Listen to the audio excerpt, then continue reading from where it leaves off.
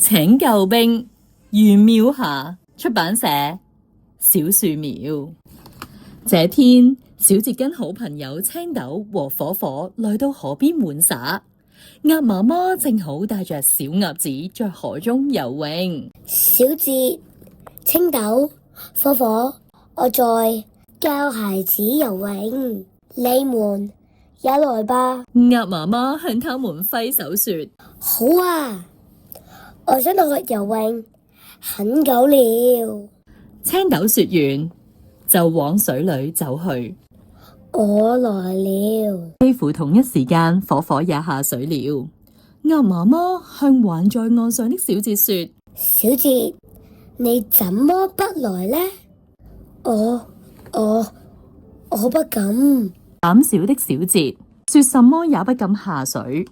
在鴨媽媽的指導下，青豆和火火很快就學會游泳，看見朋友在水中暢快地游來游去，小節羨慕極了。可是小節就是沒有勇氣下水啊！回家途中，他們看見猴叔叔教小猴子爬樹。小節、青豆、火火，我在教孩子爬樹，你們也來吧。猴叔叔說：好啊，我想學爬樹很久了。青豆和火火高興地加入爬樹行列。猴叔叔說：小節，你怎麼不來呢？我不敢。膽小的小節說什麼也不敢爬樹。在猴叔叔的指導下，青豆和火火很快就學會爬樹。看見朋友在大樹上爬來爬去，小節羨慕極了。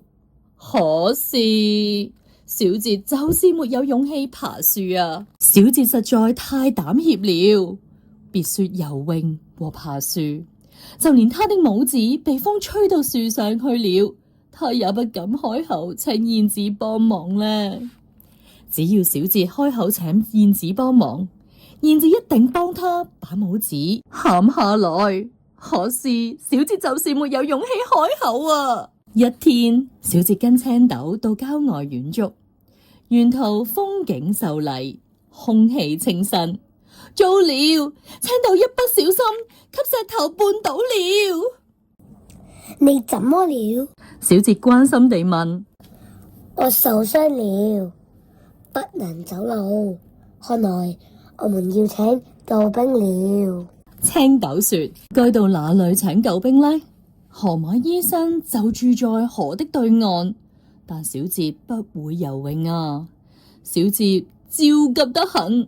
這時烏龜哥哥在遠處走過，膽怯的小節叫道：烏龜哥哥救命啊！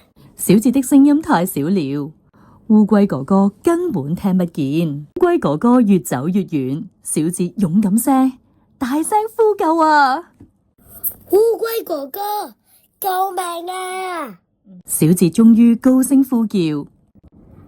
是誰在喊救命？你在哪裏？烏龜哥哥的視線被草叢擋住了，看不到誰在呼救。為了幫助同伴，小節鼓起勇氣爬上樹頂，讓烏龜哥哥能見到他。烏龜哥哥，我在這裏，需要你的幫助。小節叫道。烏龜哥哥抬起頭來，看到樹上的小節了。不用怕，我現在就過來。烏龜哥哥說。烏龜哥哥背青豆到河的對岸去找河馬醫生。小節，幸好你爬上樹頂，我才可以找到你們。烏龜哥哥邊游邊說。小節害怕爬樹，他這次十分勇敢呢。青豆說。只要你給自己信心和勇氣，很多事情都可以做到。烏龜哥哥說。對，明天我就去跟鴨媽媽學游泳。小節說。青豆聽到小節這麼說，高興得拍起掌來，連腿上的疼痛都暫時忘記了。